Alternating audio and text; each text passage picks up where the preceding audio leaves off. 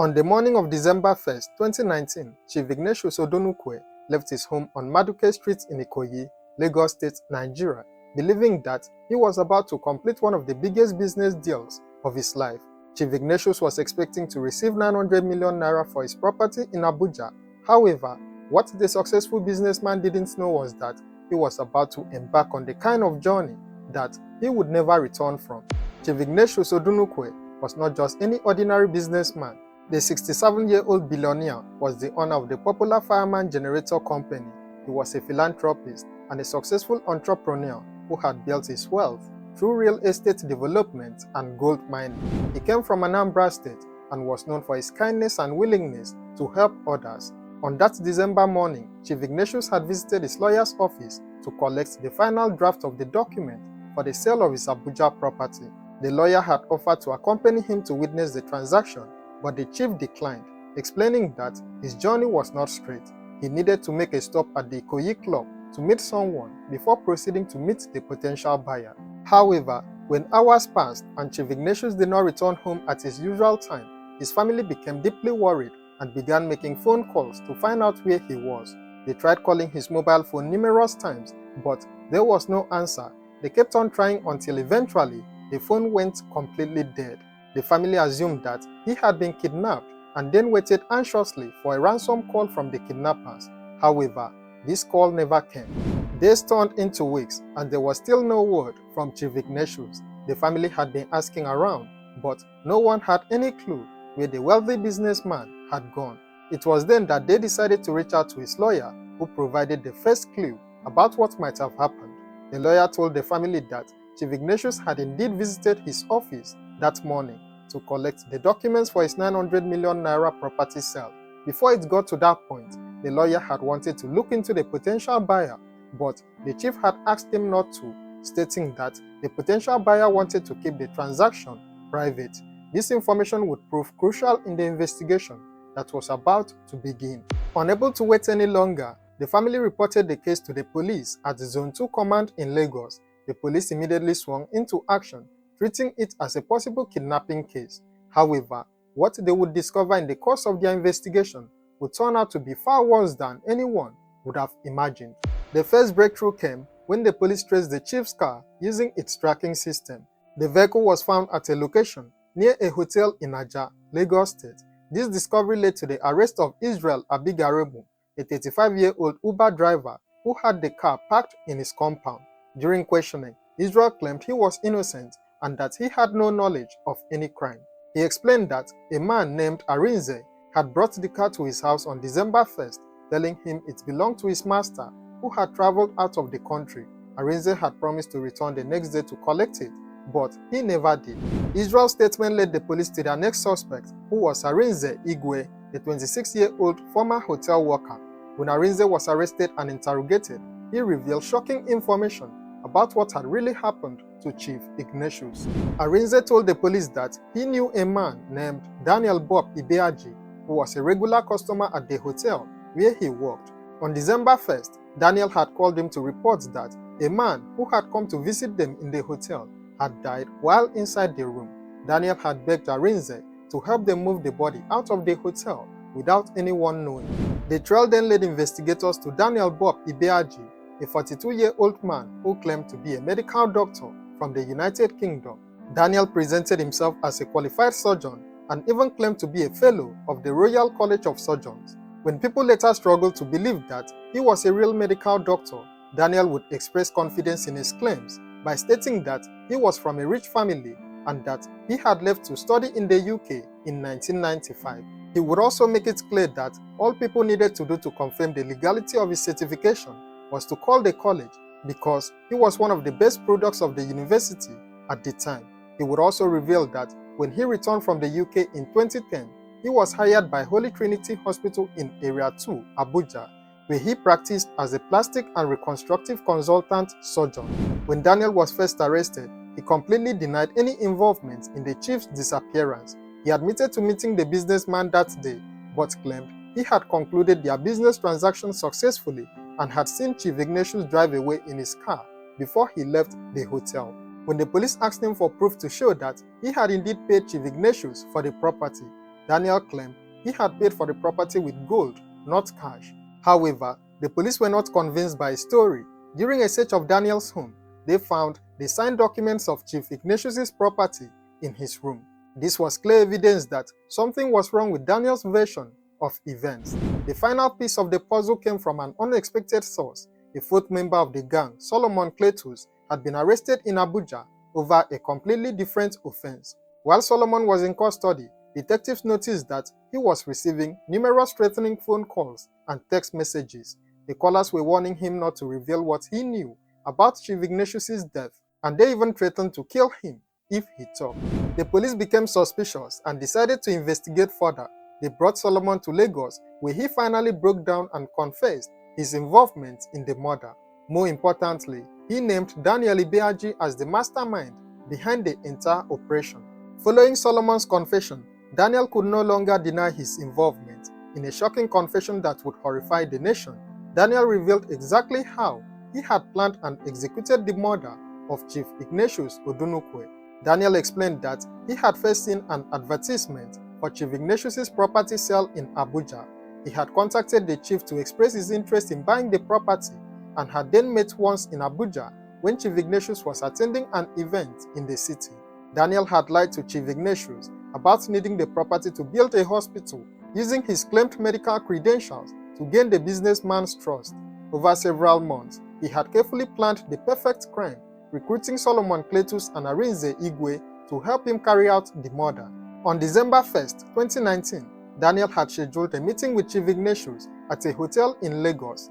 The unsuspecting businessman had arrived at the hotel carrying the drafted documents for his property and expecting to complete a legitimate business transaction. Meanwhile, Daniel had prepared a large sack which he claimed contained the 900 million naira payment for the property. After they had signed the documents, Chief Ignatius bent down to look into the sack in order to confirm that the money was there. This gave Daniel the opening to strike him hard on the head using the backside of an axe.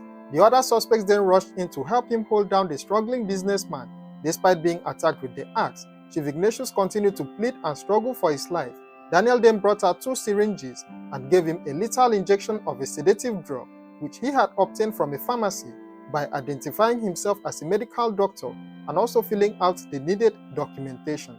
He administered 2 doses of the drug, and Chief Ignatius became calm before eventually dying from his injuries. After killing Chief Ignatius, the gang faced the problem of disposing of his body without being caught. They wrapped the body in a bag, and with Arinze's help, they carried it through the back door of the hotel. Arinze knew the layout of the hotel very well. Since he had been working there, he was able to guide them through areas where they would not be seen. The body was loaded into a waiting vehicle and then driven to a remote location in Ogombo Forest, near a canal in Aja, Lagos State, where the body was dumped. Daniel then went home with the signed property documents, planning to wait until the investigation into the chief's disappearance had died down before coming out to claim ownership of the 900 million naira property. During the investigation, police discovered that Daniel was not doing this for the first time. He had allegedly been involved in similar murders in the past, using the same method of pretending to buy expensive properties and then killing the owners. One of his previous victims was a commissioner from Bayelsa State named Honorable Depologa. Like Chief Ignatius, the commissioner had been murdered after meeting with Daniel at a hotel in Abuja for a business deal involving the sale of a block of flats worth 220 million naira. His body had been found along Abuja Road 1 week after the meeting. Daniel had also attempted to end the life of another victim, Jude Efule, who was a property developer. In this case, Daniel had lured Jude to an undisclosed location under the pretense of payment for a property. He had locked Jude in a room and then forced him to sign a check for 9 million naira.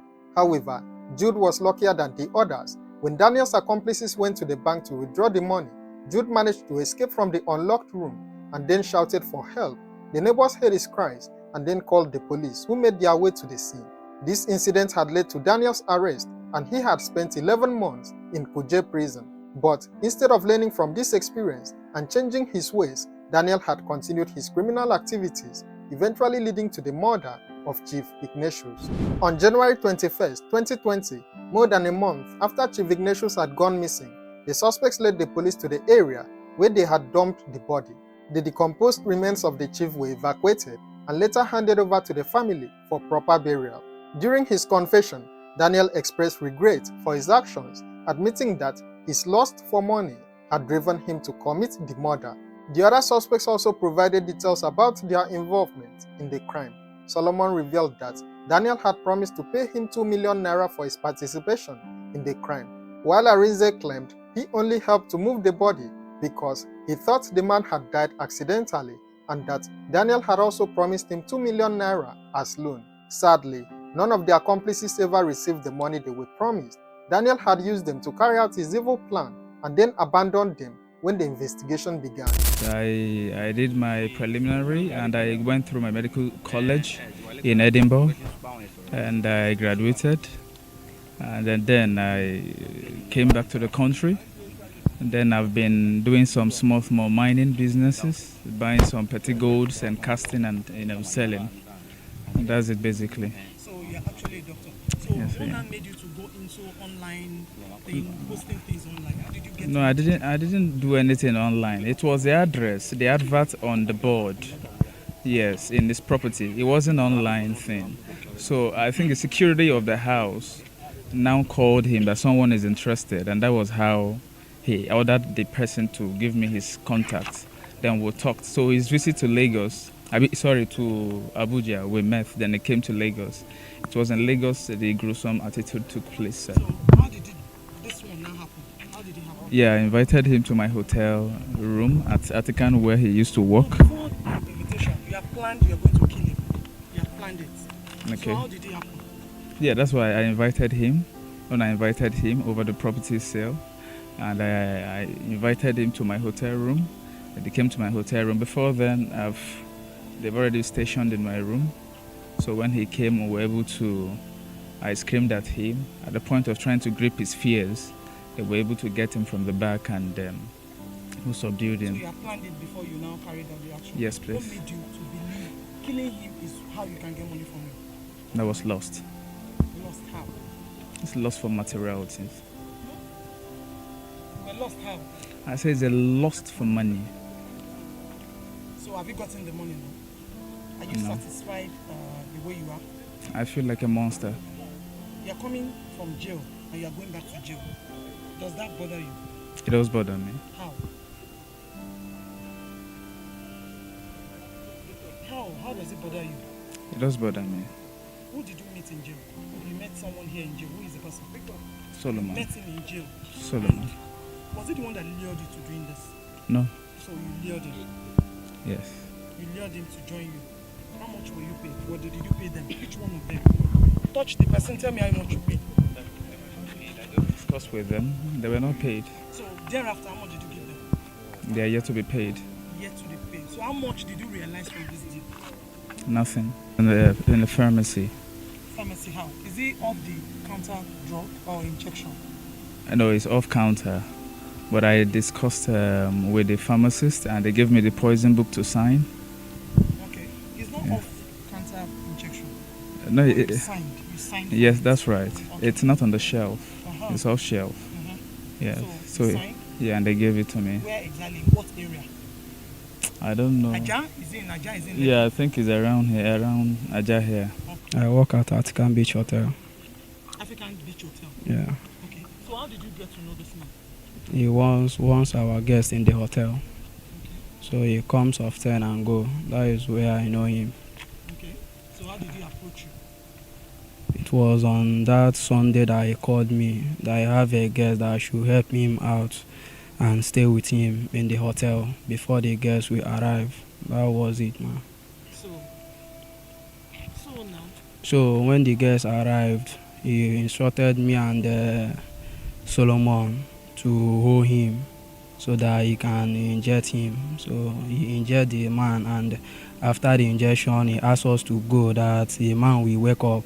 So we are on our way going home before he called up that the man couldn't wake up again, or that we should come back. That was what happened. Okay, so who disposed of the body? It's me and Solomon. Okay, how did you do that? We put it inside the sack. Who disembarked the body?